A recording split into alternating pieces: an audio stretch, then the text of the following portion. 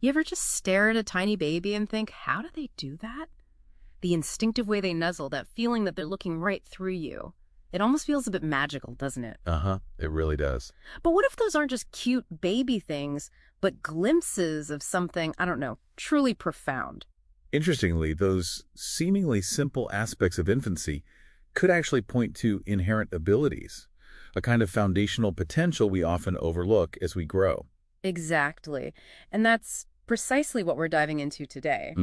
We're going to explore the fascinating concept of hai tall, being born with extraordinary abilities by looking at the sources you share. Right. We've got this blend of ancient wisdom, the Huangdi Neijing. Yeah, and that alongside some truly compelling modern science. Exactly. So our mission really is to see where these two perspectives meet, and maybe even where they see things differently. It's about appreciating the richness of both, without necessarily saying one is absolutely right. Right, and you've given us such a great mix of material discussions of this ancient text.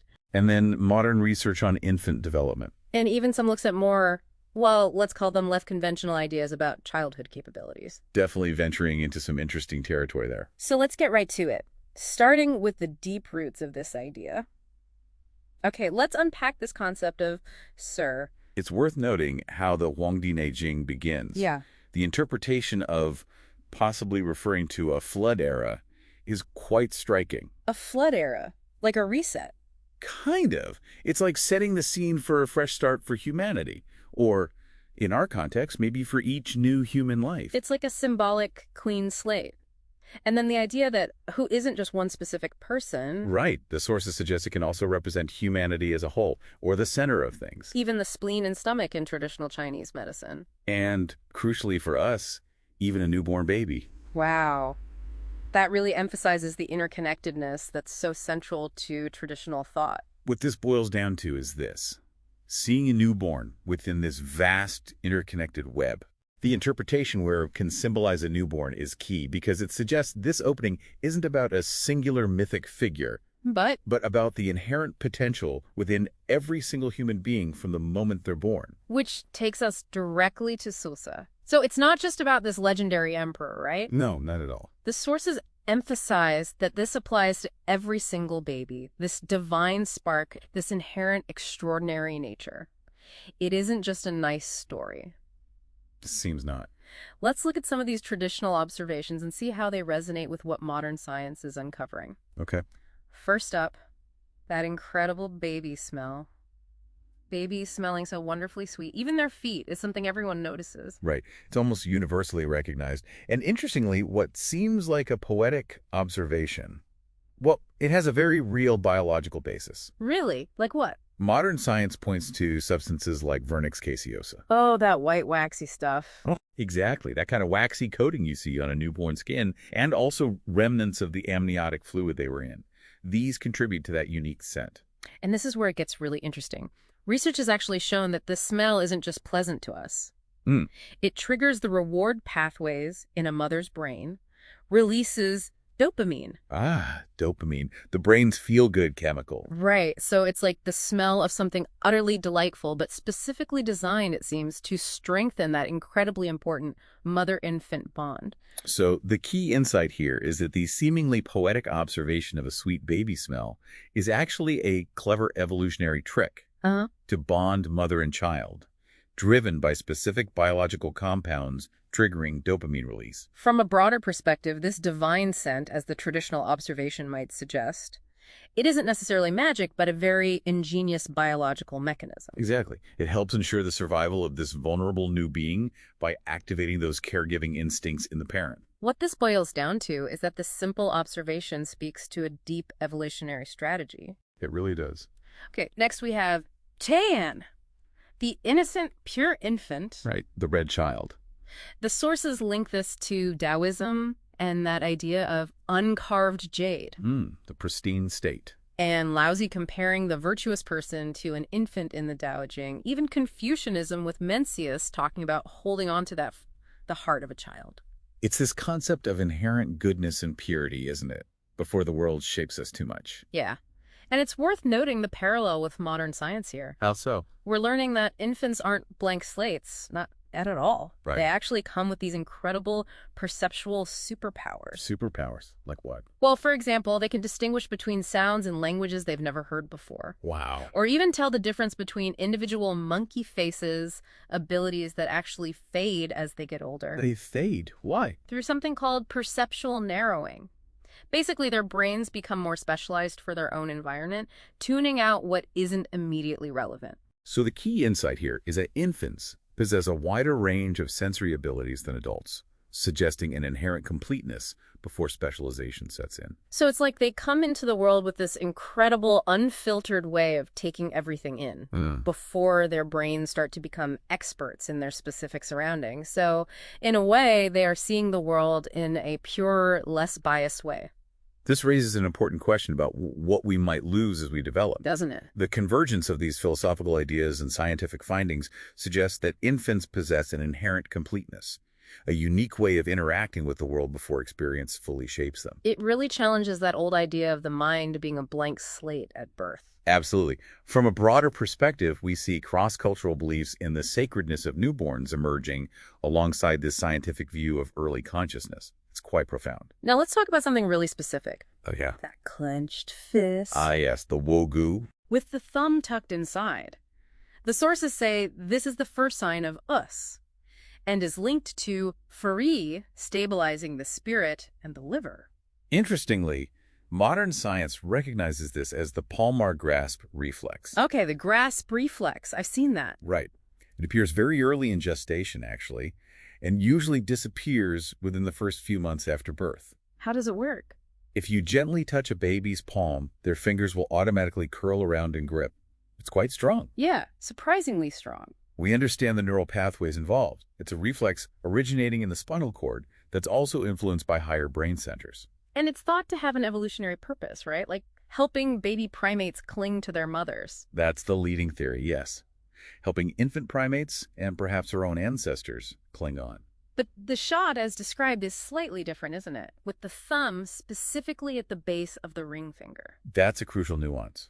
While the underlying grasping reflex is the same, that specific thumb position, well, that takes us more into the realm of symbolic interpretation. In traditional Chinese medicine, that T posture is seen as an initial, powerful connection to the outside world. It's thought to provide a sense of psychological security and, as you said, stabilize the spirit. And the ring finger connection. The connection of the ring finger to the liver, which in TCM is associated with emotions and mental activity, adds another layer of meaning. Okay. So while science explains the reflex mechanism, the traditional view offers a deeper symbolic understanding of this initial gesture as representing inner strength and connection. So the key insight here is that a seemingly simple infant reflex holds deeper symbolic meaning about connection and the stabilization of the spirit in traditional thought. Precisely. Okay, this next one is fascinating because the Huangdi Neijing obviously didn't know about it, but the idea totally aligns the sheer vitality of infants and the abundance of infant stem cells. It's like this incredible reserve of life force. Absolutely. From a broader perspective, while the ancient texts couldn't have known about stem cells, the robust vitality they observed in infants absolutely correlates with what we now understand about these remarkable cells. Where do they mostly come from? We're talking about umbilical cord blood, umbilical cord tissue, and placental tissue, all incredibly rich sources of these powerful cells. And there are different types, right? HSCs and MSCs. Exactly. HSC stands for hematopoietic stem cells. They make blood and immune cells. Correct. They're the precursors to all our blood and immune cells. And MSCs are mesenchymal stem cells, which can develop into various tissues like bone, cartilage, fat. Wow. And yes, you can even find stem cells in amniotic fluid and, remarkably, in breast milk, too. Breast milk. Amazing. What's fascinating here is the sheer quantity and potency of these infant stem cells compared to those in adults. They are the primary drivers behind that incredibly rapid growth and development we see in babies. That makes sense. They're also key in their exceptional ability to heal and regenerate tissues so quickly. Think about how fast a baby's skin heals, or how quickly their bones mend if they have a fracture. It's like they have this built-in repair kit working overtime. Sort of, yeah. And those HSCs are crucial for building their immune systems right from the start. So the key insight here is that the remarkable vitality of infants observed by the ancients has a direct biological basis in the abundance and power of their stem cells. It really does provide a biological basis for that soul, this inherent, powerful life force at the cellular level. This raises an important question.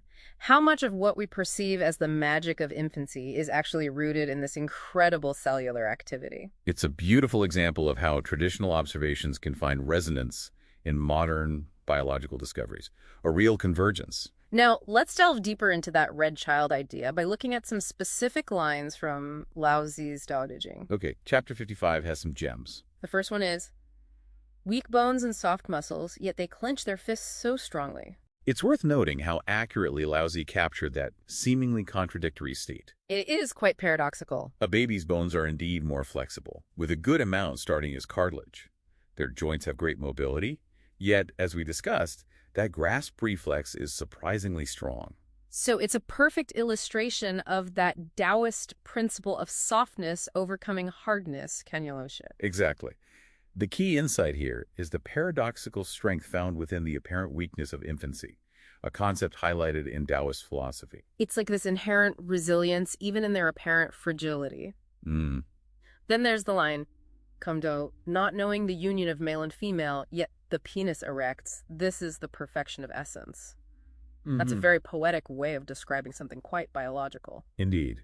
Laozi interprets this involuntary erection in male infants as the purest manifestation of Jing. John, vital essence. That vital essence, what TCM might call the Huangdi or shénlíng, kidney essence. It's seen as this underlying life force, untainted by desire or conscious thought. Okay. The source connects this to the idea of Huangdi, that peak of life energy. And again, we can see parallels with the abundance of stem cells representing that fundamental vitality.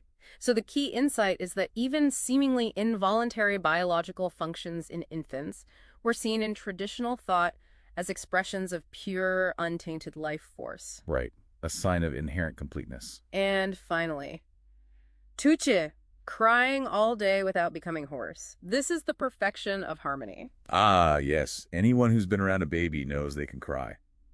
A lot. Oh, tell me about it. And often without seeming to tire their voice?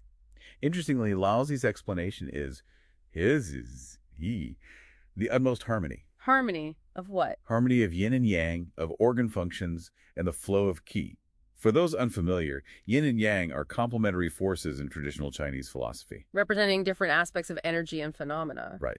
And qi is often described as vital life force or energy flow. The source also mentions the TCM view of crying as a way of expelling lung qi. Yes, that's another interpretation within TCM. From a modern perspective, we might look at the infant's throat structure, maybe their breathing patterns. And perhaps even that overall physiological resilience supported by stem cell activity we just talked about. That's a plausible connection. That ability to cry for extended periods without damage really does speak to a remarkable physiological harmony, however you frame it. The key insight here is the traditional view of even intense infant crying as a sign of internal balance and vitality, not just distress. A different way of looking at it, certainly. Let's move on to something that always strikes me as a bit mysterious. The unclosed fontanelle, that soft spot on a baby's head. Ah, the Seanmen. The traditional view may suggest it's a connection to heightened sensitivity or intuition. Shēnlíng. It's worth noting the contrast between the traditional and medical understandings here. Okay, what's the medical view? Medically, we know the fontanelles, primarily the anterior fontanelle on the top front of the head and the posterior fontanelle towards the back, are those membrane-covered gaps where the skull bones haven't yet fully fused. And they have a purpose. Oh, crucial functions. They allow the skull to deform slightly during birth, which helps with the birthing process. Makes sense. And they provide space for the incredibly rapid brain growth that happens after birth.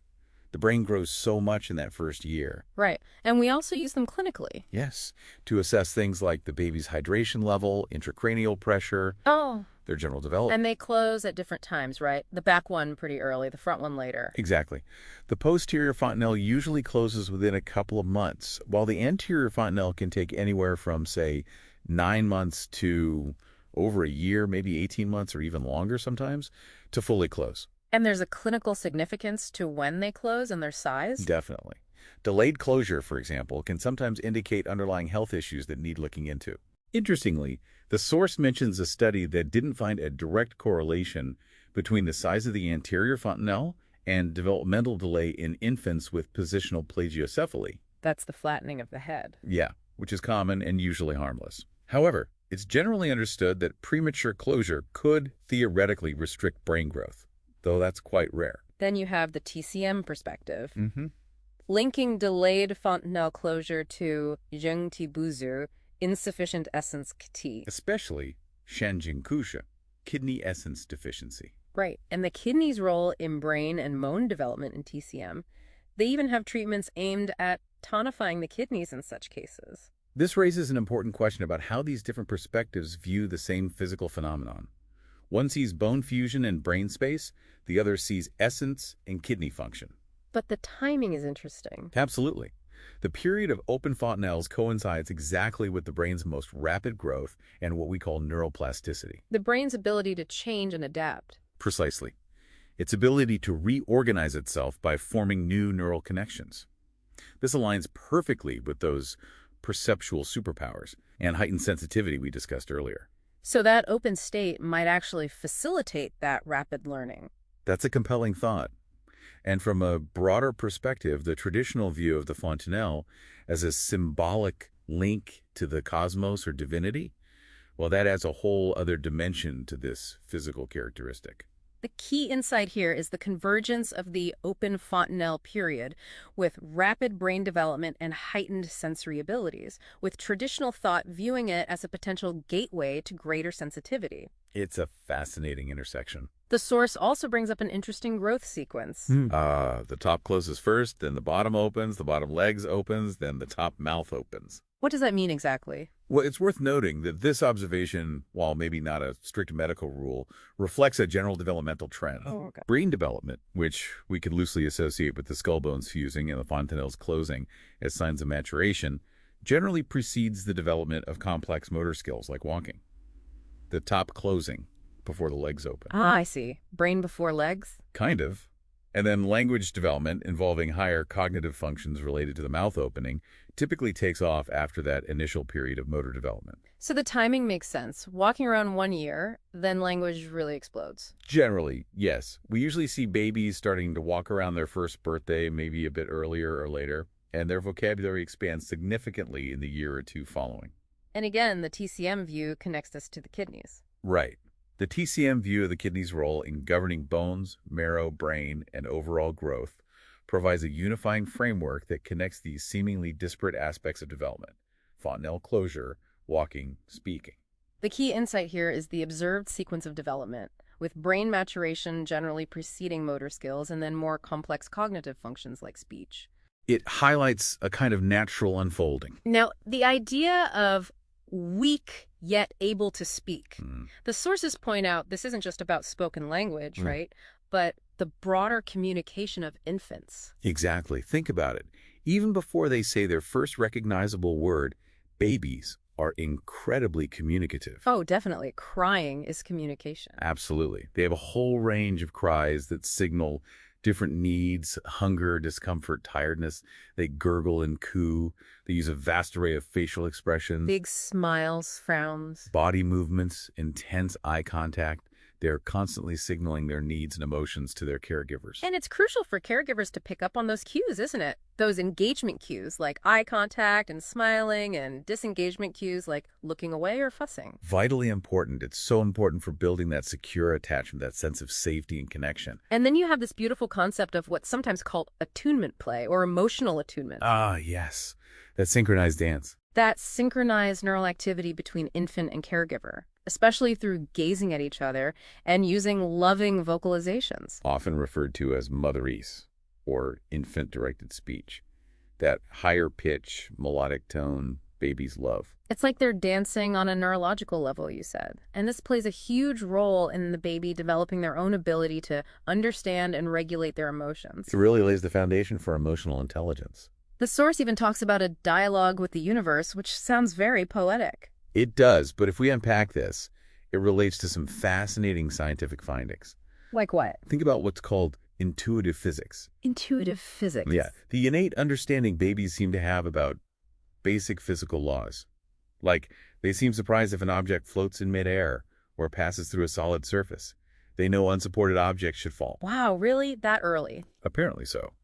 Or their early development of social cognition, that preference for faces and voices, how they start to build trust based on things like whether someone's been a reliable source of information in the past. Even simple things like where a toy was hidden. So their universe at that stage is really their immediate sensory environment and their caregivers. And their communication is this active exploration through all their senses, touching, tasting, looking, listening. Constantly gathering data. Of course, the source also briefly mentions spiritual beliefs about spirit babies communicating prenatally. Right. But rightly notes that's outside the realm of scientific discussion for this deep dive. So the key insight is that infant communication goes far beyond words, involving a rich interplay of nonverbal cues and an active engagement with their environment. It's a whole different language in a way. So infant speech is this incredibly deep, neurophysiologically linked interaction with their world, shaping their emotional landscape and brain development long before they utter their first sentence. Precisely. And this leads us beautifully to the explosion of language and thought, that period of superpowered learning in early childhood. We see those typical stages, crying and cooing in the early months. And then babbling, experimenting with sounds. Followed by the appearance of first words, maybe around a year old. Often, yes. And then putting two words together to form simple phrases, what's often called telegraphic speech, like more milk or go car. Right. And there's that critical period in the first 3 years that's so vital for language acquisition. Hugely important. Yeah. The brain is just primed for language then. It's worth noting Noam Chomsky's theory about the language acquisition device, this idea of an innate capacity we seem to have for language. Like we're hardwired for it. That's the idea. And around 6 months, babies start to really tune into the specific sounds or phones of their native language and start losing the ability to distinguish sounds from other languages easily. Back to that perceptual narrowing again. Exactly. Specialization. And cognitively, we have Piaget's sensory-motor stage, which spans from birth to about 2 years. Right. Learning through doing. During this time, babies are learning about the world through their senses and by physically interacting with it. Object permanence. That's a big one. The understanding that things continue to exist even when they can't see them, that's a huge milestone. Peekaboo relies on that. It does. And they're starting to form those basic mental frameworks or schemas to understand how the world works. Like if I drop this, it falls. And what about memory? Do they remember things? Well, it's complicated. They might not have the kind of detailed personal memories we have as adults. That's the phenomenon of infantile amnesia. We don't usually remember much before age 3 or 4. Right. But they're implicit memories, those unconscious memories of sensory experiences, motor skills, emotional associations, are incredibly strong and have long-lasting effects.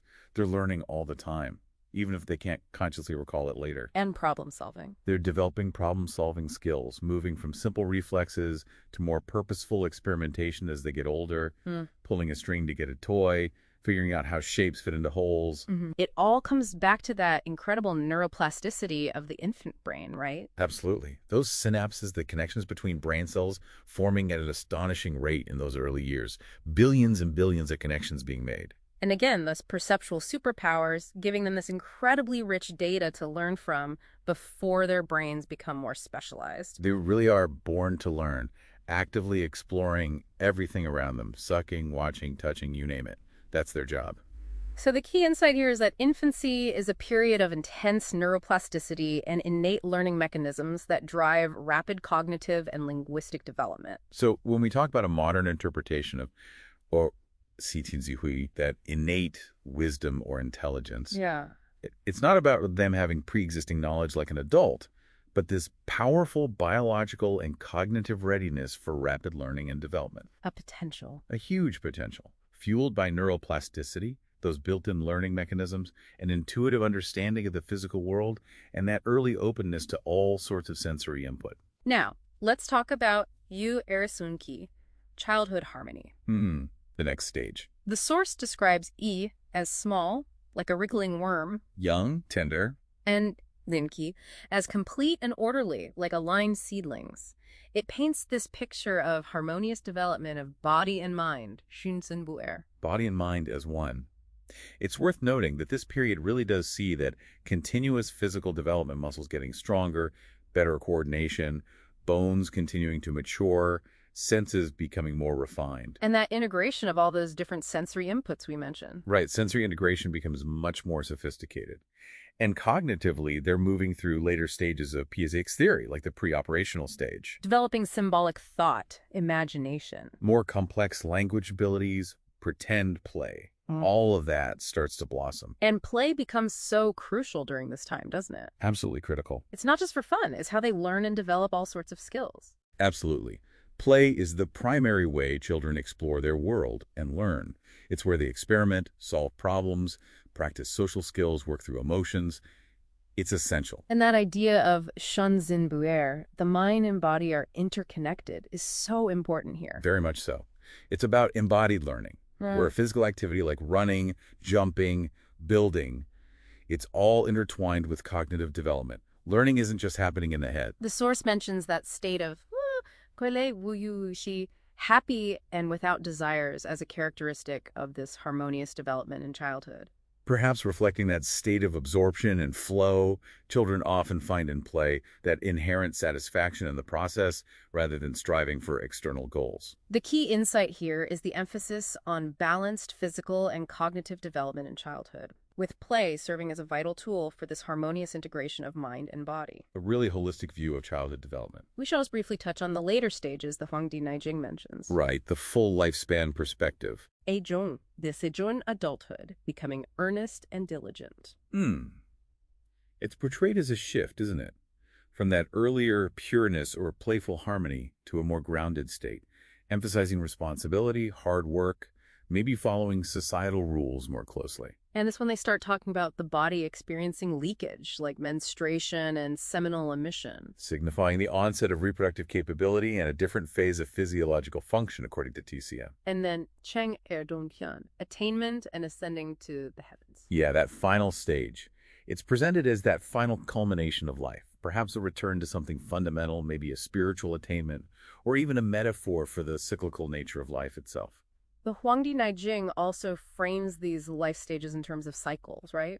Kidney Ki and Tianggi. Yes, those 7-year cycles for females and 8-year cycles for males that mark significant developmental changes throughout life, according to the text. So the entire lifespan is viewed as this unfolding of potential, from that initial eizon to that ultimate realization or return in the Zen. A complete journey, from beginning to end.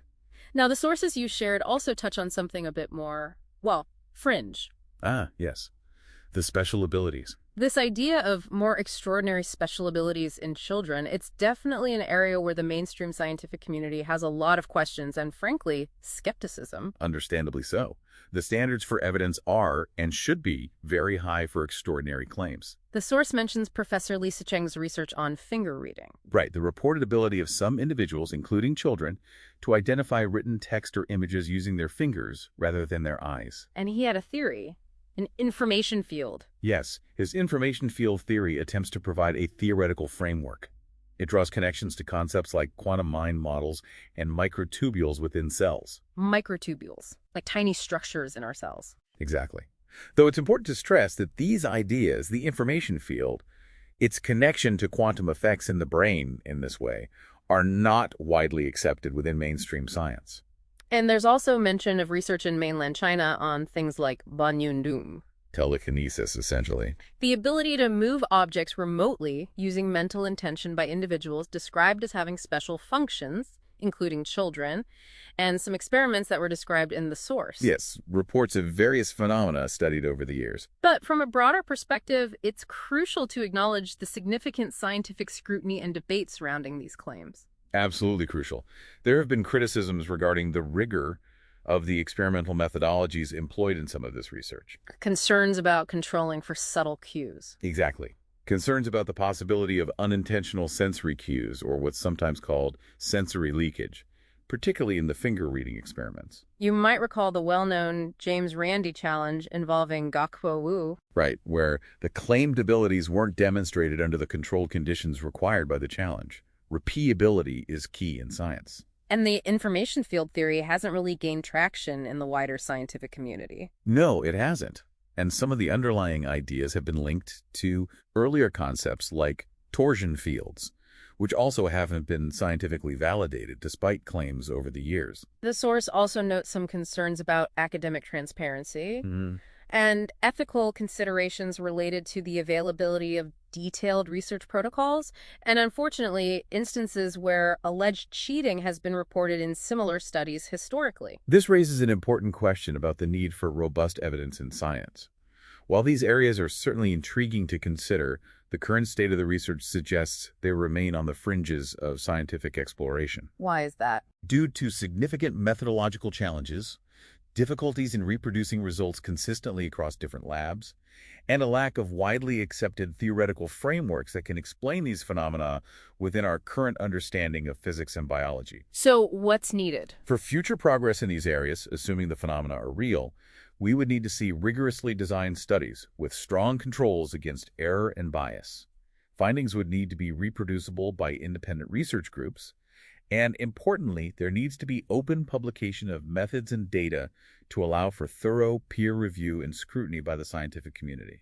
Okay, so caution is warranted there. Definitely. Healthy skepticism alongside open-mindedness, perhaps. So to bring it all together, it seems like the ancient wisdom of the Huangdi Neijing, especially that concept of sin, finds some really surprising echoes, maybe even direct parallels in our modern scientific understanding of infant capabilities. It's worth noting how these seemingly different fields, ancient Chinese philosophy and medicine and modern developmental psychology and biology, converge on this idea of the remarkable potential inherent in new life. We've discussed that biologically driven charm, the sweet scent. That innate drive for connection, the grasp, the attunement. The incredible power of stem cells driving growth and repair. The unique window provided by the open fontanelles during peak brain development. And that astonishing capacity for learning and communication even before language. It really highlights that infants aren't just these passive little beings waiting to be filled up with knowledge. No, not at all. They come into the world with this incredible innate set of potentials, actively engaging with and learning from their environment from moment one. From a broader perspective, understanding this early phase of life through both these ancient and modern lenses, well, it can lead to a much deeper appreciation for the marvel of new life, can't it? I think so. It can also inform how we approach nurturing and supporting development in those crucial early years, recognizing that innate potential. So here's a final thought for you, the listener, to consider. How might our entire perspective on raising and educating children shift if we truly embrace this idea of not just as a beautiful philosophical concept, but as a reflection of genuine biological and cognitive wonders that science is only beginning to fully understand? What would that look like?